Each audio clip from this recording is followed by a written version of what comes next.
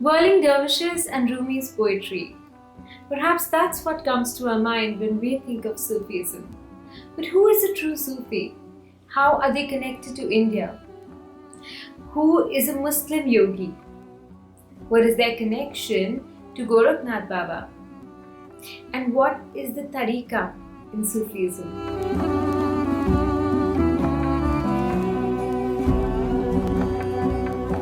There is much more to Sufism than meets the eyes. Behind the poetry of the Sufi mystics is a deep longing, an assiduous journey to merit every breath with the highest. Come, let's find out from a practicing Sufi. Welcome to the Palak Mehta Show, and every week I bring you hidden gems from India. My guest today is Haji Sayed Salman Chisty, the 26th generation gaddi nashin of the Dargah of Ajmer Sharif. The Dargah belongs to the revered Sufi saint Moinuddin Chisty, who came to India in the 13th century and spread Sufism, this beautiful practice, to the masses. Moinuddin Chisty was also fondly known as Khwaja Gareeb Nawaaz because he was there for everyone. In his times, he was available and he blessed everybody from kings to paupers to peasants alike. Great kings like Akbar revered him deeply. Even today, he attracts people from all across the world, all nationalities. From politicians of today to singers like A.R. Rahman, he has been the source of inspiration for so many people. Salmanji, it's a true honor to have you on our show. Welcome. Bismillahirrahmanirrahim. Greeting of peace, salam, and adab to all viewers of Secret India TV and on this platform, hosted and co-created by Palakji, with blessings of Mohanji, who has connected us spiritually, and now we are digitally connected to share and learn at the same time messages of the heart, feelings through our own experiences, and those tarbiyah, those learning that has been part of our growing up years. Inshallah. Inshallah. Welcome to the show once again. There are so many questions I want to ask you, but let me start from the basics. What is Sufism and when did it originate?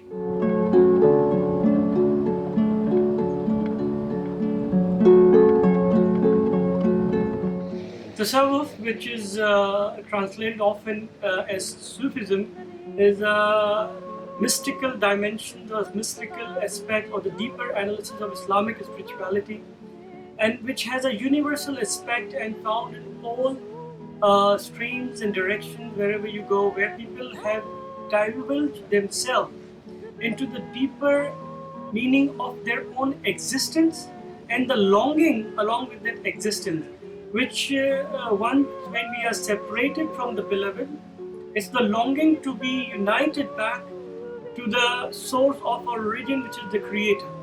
As in Islamic spirituality and all four perspectives, we believe that there is one Creator, which we call as the Khalik, Al-Khalik, the Creator of all beings, the Supreme One.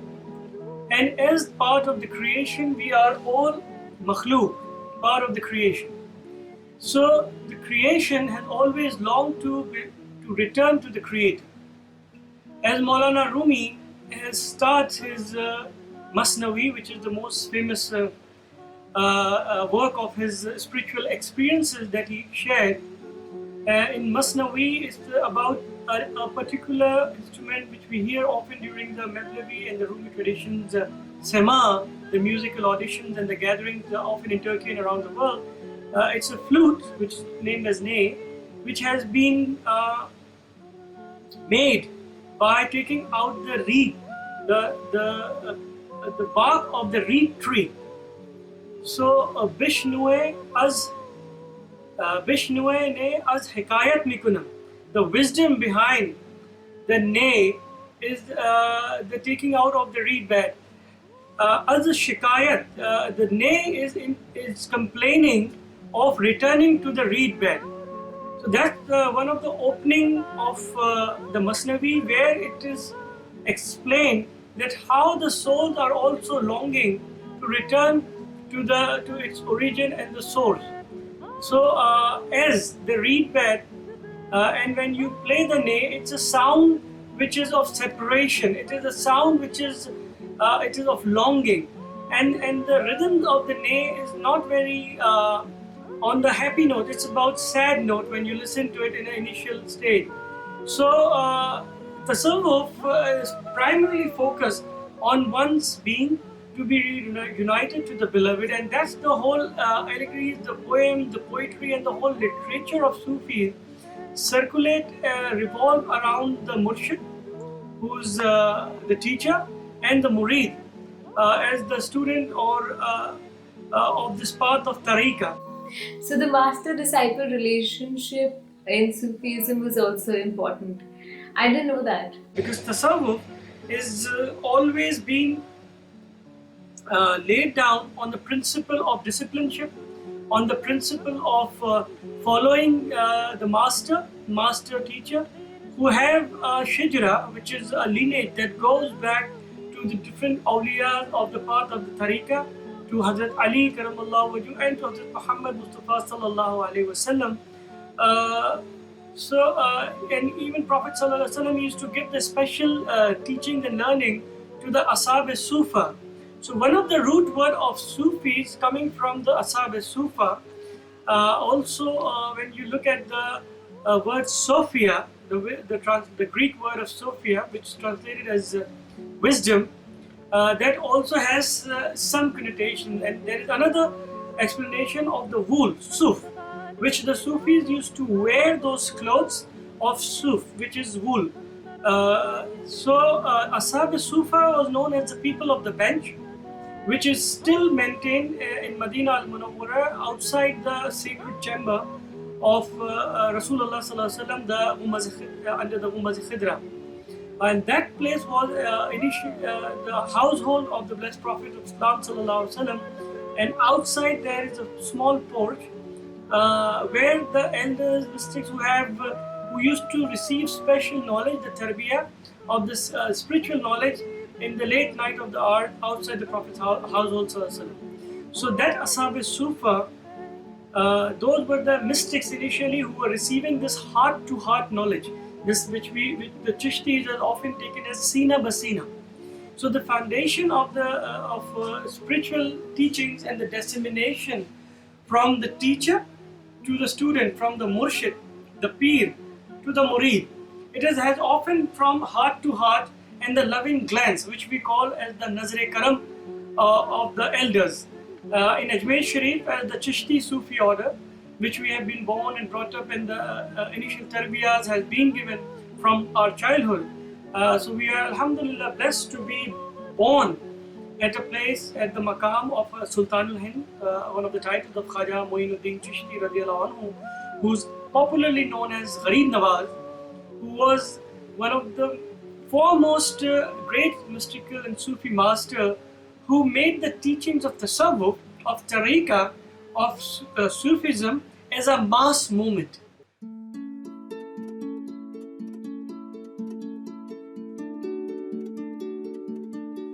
And what was the origin of the word Chishti?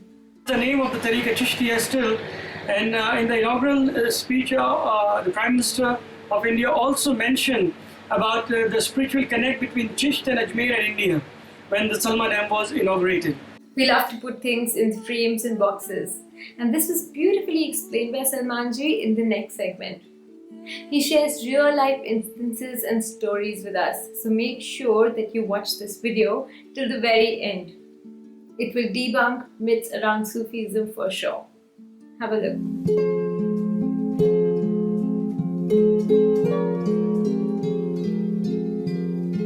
Why do some people say that Sufism is different from mainstream Islam? Is that true? Can you please dispel some myths around this? Well, this is a question often comes out of ignorance, because a lot of people ask this question, and as I said in the beginning, that is the essence of Islamic spiritual traditions. One of the book was written by our very dear family friend Sadia Delvi. One of her first book about Sufism, which he wrote, and the title was The Heart of Islam. tasawwuf, Sufism. So Sufism in fact is not something which is separated or something which is parallel or which is something, a new stream or new understanding. It is coming out of the heart, the mystic heart of Islamic spirituality, the tariqah. It has been there from the advent and even before, when the mystics used to meet, and when we talked about, as I gave the example of Prophet Muhammad sallallahu alaihi wasallam, who brought forth the Islamic principles of life, serving, civilization, and how he used to teach to those elders, those mystics who used to sit outside his house on the Ashab-e-Sufa. So to phrase the question like how different it is from the mainstream Islam, I acknowledge that in a sense that in the 21st century, through the media, through the different streams that people get to know about Islam, or what we hear about Islam, about unfortunately the extremist, the radical aspect which has crept in among some of the Muslim societies, which we have known as the Wahhabi or the Salafi streams, which have denounced Sufism or tariqah from Islam itself. So those are a very, very fringe minority, I would say, in different parts of the world, who engage in sensationalization, act as terrorism or things like of violence in the name of faith, and they in the media, of course, highlight and give them the only face of faith. I was in Washington about a few years back at the Library of Congress in a conference on Sufism in South Asia. There, of course, there was some journalists in Washington from different national media, international media, and one of the person asked me, not exactly, but he asked me about extremism, radicalization in Islam, and I said, yes, of course, there is a problem, and we are, and Muslims are the most who have suffered because of this radicalization. Nobody else. You look at Afghanistan, you look at Pakistan, you look at Syria, you look at Libya, you look at Iraq, you look at Lebanon. Who are the people who are dying out of this explosion of these radicals and terrorist act?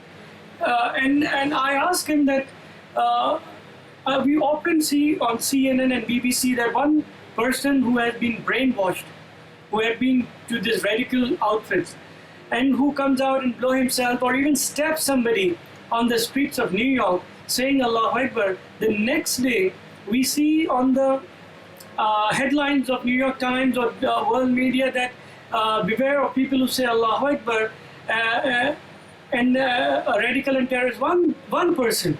So I replied to them that, why don't the world media, of course it is okay to show an act of terror, an act of violence, report that.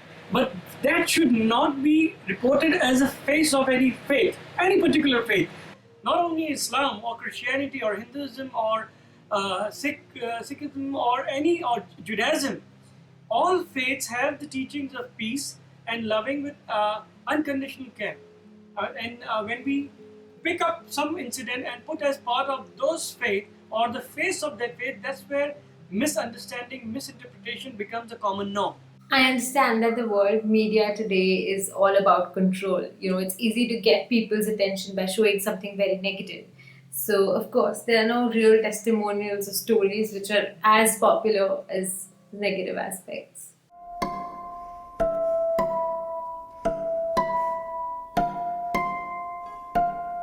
What about promoting the good stuff? What is your experience with that? I asked that particular journalist that every year, this was about a few years back. Now, of course, a lot of international media is writing about Ajmer Sharif course, but about 10 years back, I would say none was writing. So I asked him that 1 million people are coming together in a Sufi sacred space in India, in Ajmer Sharif, on all faith, which is the oath of Khaja Gareeb Nawaaz. I never see a headlines in CNN or BBC about that particular gathering of unconditional love, serving and celebrating love, life and joy. But any act of destruction, violence, terrorism is highlighted all over the world. Why there is a difference and a preferential treatment to these kind of acts? And they had no answer. They were surprised to learn that in India there is a place, primarily a Muslim Sufi shrine, where 1 million people coming together every year from all faith traditions and celebrating love, life and joy. That's nobody knows in the world. But one person goes out, blow himself or stab somebody, and that becomes part of faith, like, oh, it's Islamic terrorism. That is something wrong. And in today's time, it is our duty, it is our sacred responsibility to share and clear this mist of uncertainty, confusion, and misinterpretation, and also misrepresentation. Yes, sometimes we tend to forget that media has a direct responsibility to represent a whole faith, a whole system, or entire philosophy. And with just highlighting the negative aspects, the true meaning behind things can completely be lost. And that's really what is, creates more disturbance, in fact, misguides people more, right? So your question was about Sufism and mainstream Islam. In essence, there is no difference. But if you're talking about violence and people who radical preachers, of course there are radical preachers, I won't deny that, like the Wahhabi and the Salafis, who even denounce Sufism as part of Islam. There are preachers in Middle East, in Africa, you can find them. In India, you can find some of them. And Zakir Naik was one of those radical preacher in India that now he is absconding from India. So those kind of people also contributed along with the media to create this faces of Islam, that you can say, okay, this is another stream and this is a stream. When you talk about the essence of any faith, it is the Sacred Heart. It is the spiritual tradition that upholds the foundational values of any faith, whether it is Islam, Hinduism, Christianity, Judaism, Sikhism. It is the spiritual foundation of those faiths which have built up over the years, centuries, when the great teachers and the masters, the prophets and the teachers and the gurus have established those faiths.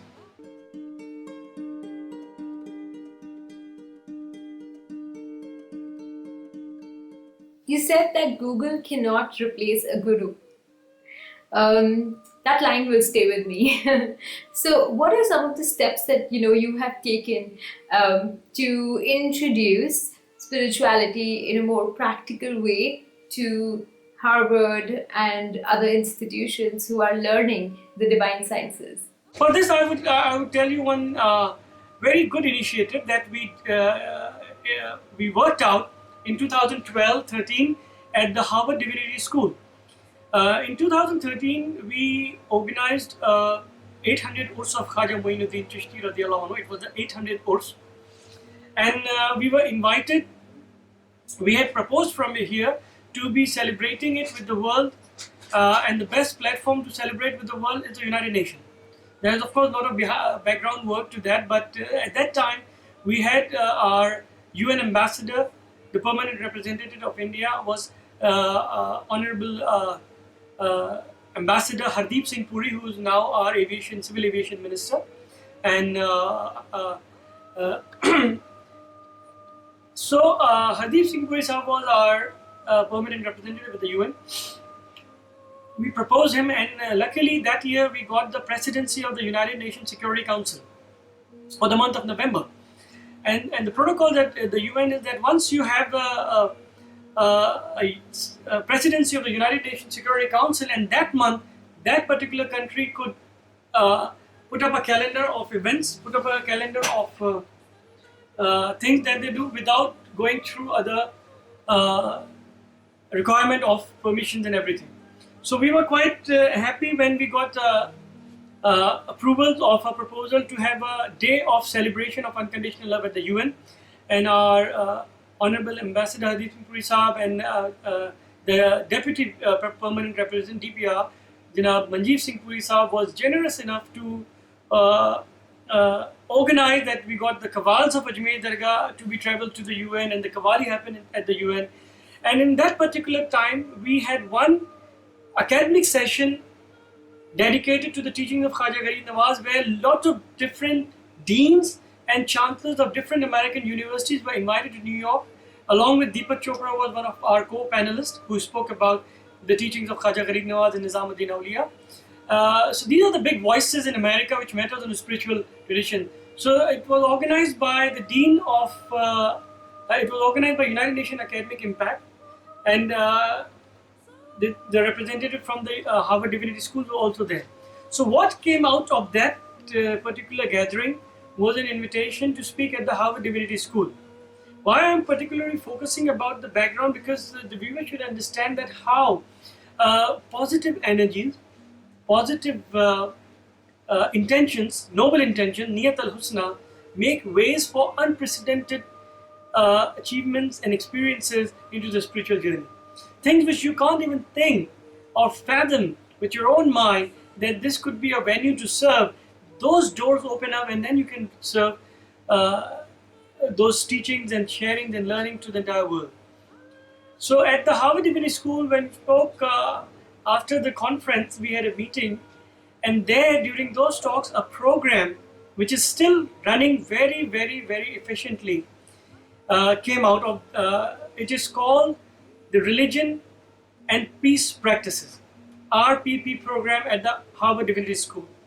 What happened in this program, which I was telling you about the gaps which occurred between academics and spiritual learning.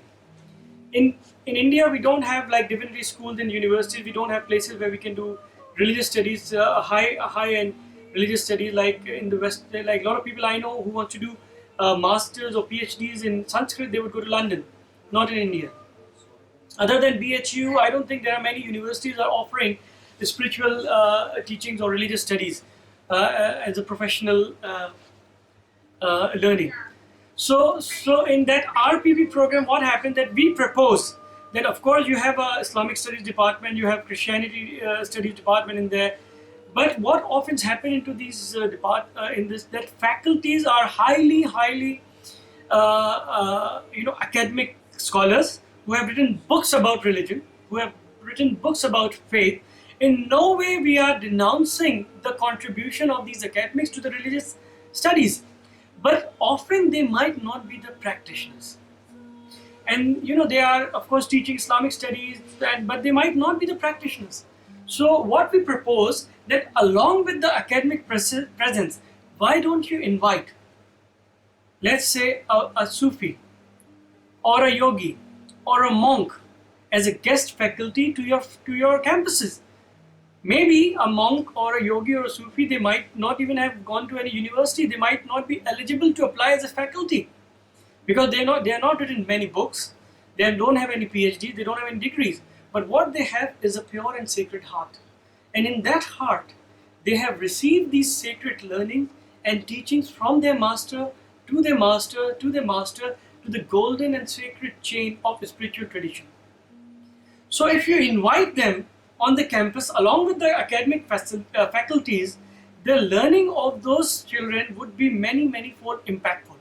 So Alhamdulillah, all praise to God that Dean Hampton, who is the current dean of the Harvard Divinity School, they pondered upon the suggestion and they started this program which is called the Religion and Practices of Peace, where they invited a monk for a week or a few days to be a faculty, a real practicing monk, okay, who holds no degrees, to be able to apply it to teachings in Harvard.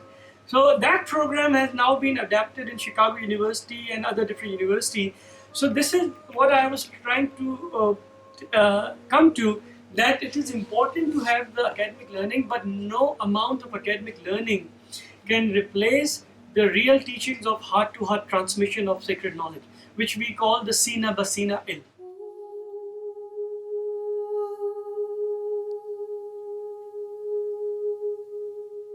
Right. You mean that they're living the teachings, they're actually experiencing those practices themselves. Absolutely.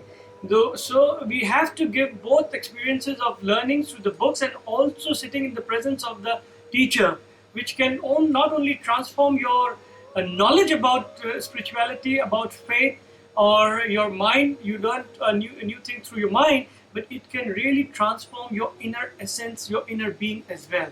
And that is most important in the path of Tariqah and the path of Tasawwuf. Do you feel that it's important to keep high company, and when you're in the presence of a high energy field, transformation automatically happens? Absolutely. As I said that, when you are in the presence of a higher being, those energy reflects upon you those, and even if you go to some sacred spaces, why people go to sacred spaces?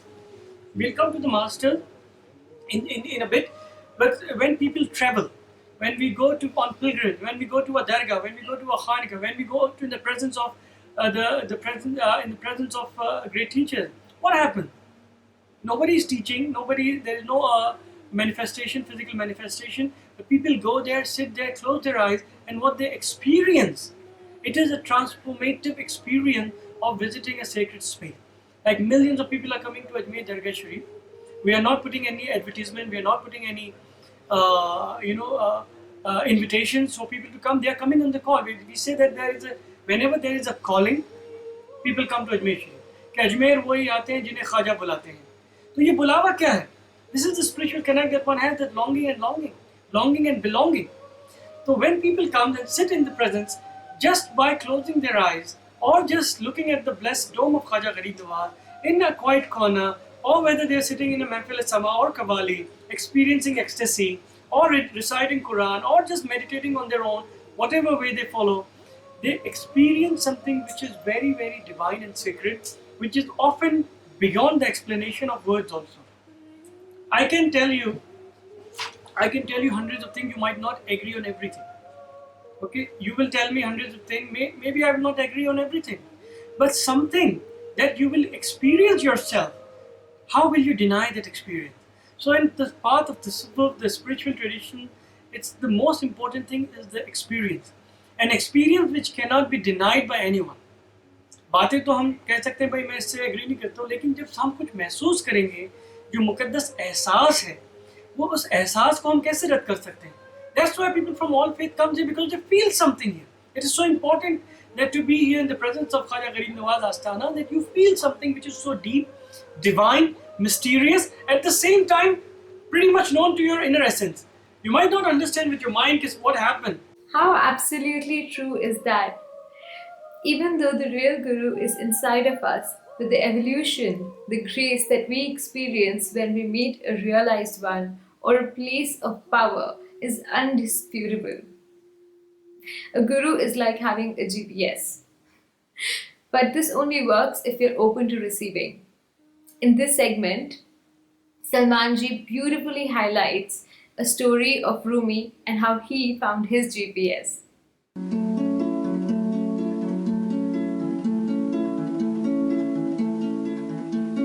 When we talk about transformation, there's a very, very famous story of Maulana Rumi. You know, Maulana Rumi, before meeting his spiritual master, his teacher, his murshid, Hazrat Shams Tabriz, he was a great scholar, one of the greatest among his time. He was a big Maulvi, and students. He had about thousands of students coming from Samarkand, Bukhara, in his madrasa at the Seljuk Empire in Konya. But until he met his spiritual teacher, he was just a teacher as a Maulvi, who was teaching everything else, all the sciences, all the fiqh, everything.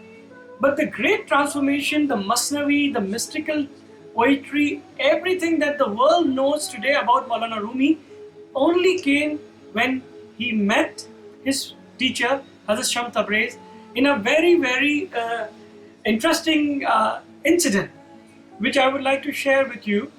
And also, you know, all these things that I'm sharing, of course, it will reach you in a recorded format, but for you, this interview is for your viewers, but more than the viewers, it is for you to divulge and also to discover your own spiritual longing, things that have been said in this. Maybe I will not be able to repeat it when at a later stage, or if you put things on, or if you put a mic in front of me.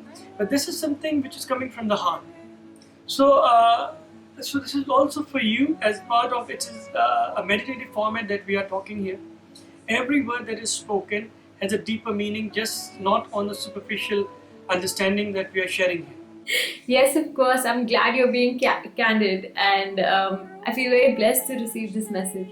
So, Maulana Rumi was just sitting with his hundreds of students in his madrasa, in his seminary, surrounded with many, many important books. So, you know, he was a scholar, always with books. So Hazrat Shams Tabriz appeared in tattered clothes, not very fine clothing. He was wearing a silk royal robe because he was also one of the royal spiritual Islamic teacher or the advisor to the Seljuk Empire. He was giving grants by the Seljuk Empire to his teaching. So he was wearing a silk robe, and here Shams Tabriz Hazrat comes in patched woolen clothes, as you know how the mystics move around. And when he saw Maulana Rumi sitting by the books, there was a pawn and the student, he came there and started laughing very loudly. And that obviously disturbed and irritated a scholar of great repute like Jalaluddin Rumi. And with great reputation, also sometimes the ego comes to you when you are wearing a big high robes and you have a lot of credentials and titles from the royal house. So sometimes that's the ego that takes over the scholars, and that is a problem in the 21st century as well.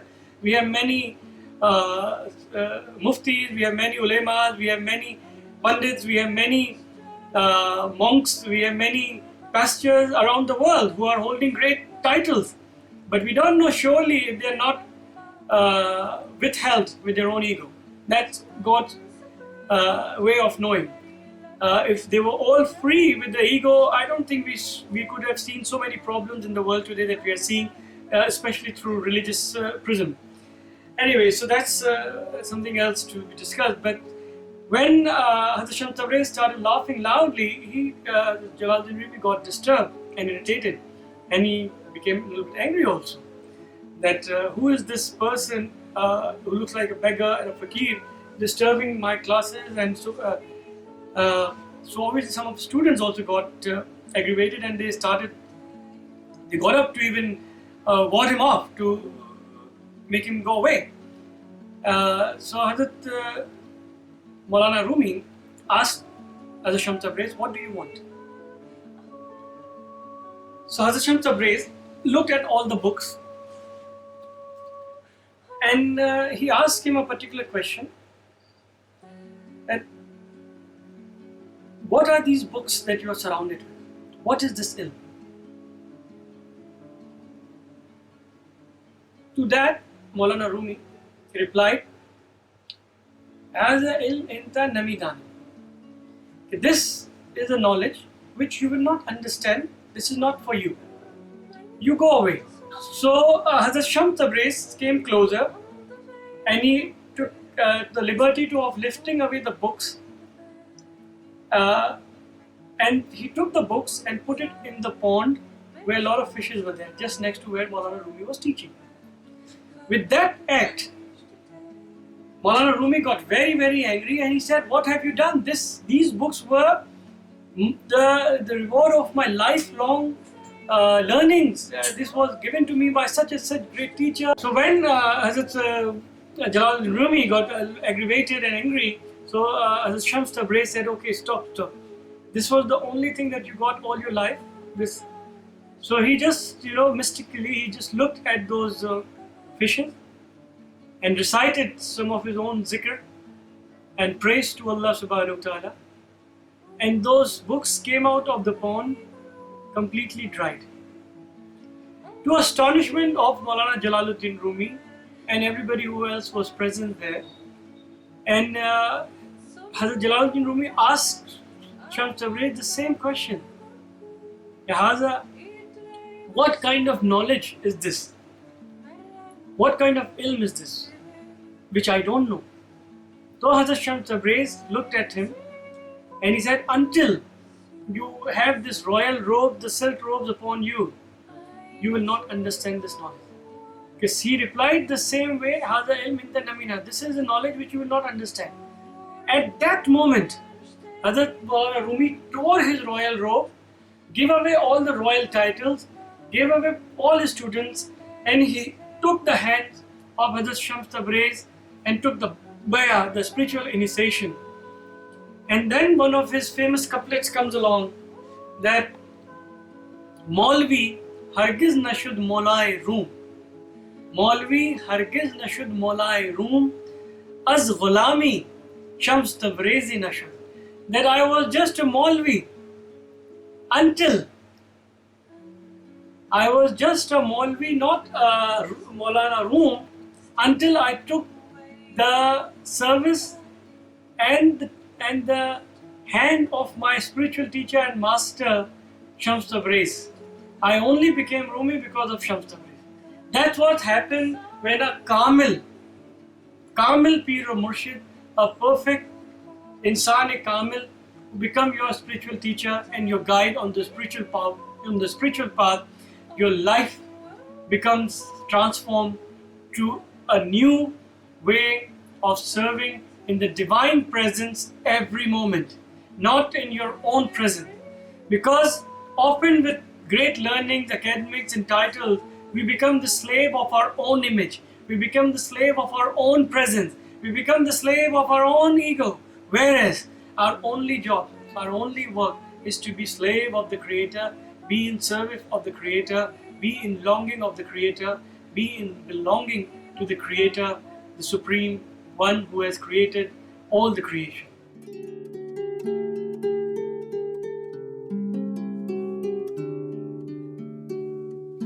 Amazing, amazing. Mohanji always says, own your own experience. That's your best teacher. And even in my life, I think looking at teachings was great, but I only got the confidence to understand what is going on when I started believing and trusting my own experiences. So true. That brings me to my next question. Are there any other great other Sufi saints and masters, who have taught in this way? Well, in the Chishtiya Tariqa also we have a great lineage of the Sufis and the way that they have been serving, like Hazrat Khaja Moinuddin Chisty radiallahu anhu, his Pir Murshid, his spiritual teacher Hazrat Khaja Usmani Haruni radiallahu anhu, and the lineage goes back to great awliyas of the Chishtiya. And after Khaja Gareeb Nawaaz, the light was passed on to Hazrat Qutubuddin Bakhtiyar Kaki radiallahu anhu. His shrine is in Mehroli, near Qutub Minar. Mehroli initially was known as Meher Wali. The name of Mehroli, which is of course transformed now as Mehroli, the Waliyon ki Meher. That was the place where the tomb of Khaja Qutubuddin Bakhtiyar Kaki, and then after him it was Hazrat Baba Fariduddin Ganj Shakar, who worked extensively in the land of Punjab. A lot of his sayings and teaching are part of the holy book of the Sikh community, as the Guru Granth Sahib. A lot of Farid Bani are part of that. So look at the beautiful aspect of inter-exchange of ideas and teaching in the 15th century, in the 14th century, and today in the 21st century, we definitely are not following the footsteps of the saints or the gurus. We know that in the Khanqa of Baba Farid, a lot of yogis and the sadhus used to come and learn from each other the breathing practices. The Gorakhnath Mutt, the Gorakhnath Peeth was so widely, prominently known as giving dikshas to the Muslim yogis also. So these were the great heights of inter-exchange and interfaith dialogue in those centuries. In today's time, we definitely are not on the lines of openness, open-hearted acceptance, and clarity of thoughts when it comes to interfaith learning. Then Hazrat Nizamuddin Awliya, the great patron saint of Delhi, and Baba Hazrat Khaja Nasruddin Chirag Delhi, and when we talk about Deccan, in Gulbarga, Hazrat Khaja Banda Nawaz, Gate Daraz. So there are lineage of many Sufi saints continued over centuries after centuries, who have transformed the societies, different parts of the world. When we talk about Africa, we talk about Central Asia, we can give terms of Turkey, Balkans. Even in America, there is a Sufi saint who transformed lives of many Americans in 40s, 50s, and the 60s. Baba Moinuddin, who was a Tamil Sufi saint from the jungles of Jaffna. The only Sufi shrine in America is in Philadelphia of the Dargah of Baba Moinuddin. Whenever I go to New York, I make a point that I go there and pay my respect. And that is a shrine that is not managed by Indian or Pakistanis who are living in America. It is a dargah which is maintained, the langar is served by all white Americans who are devotees of Baba Moinuddin, who took the path of Baba Moinuddin, who was a Qadri Chishti Sufi order. And they are still managing They have a beautiful fellowship in Philadelphia called Baba Moinuddin Fellowship, publications of Sufi teachings, books. So they are around the world. You can read about different Sufis and how they have transformed the mystics and the saints, those different lands around the world.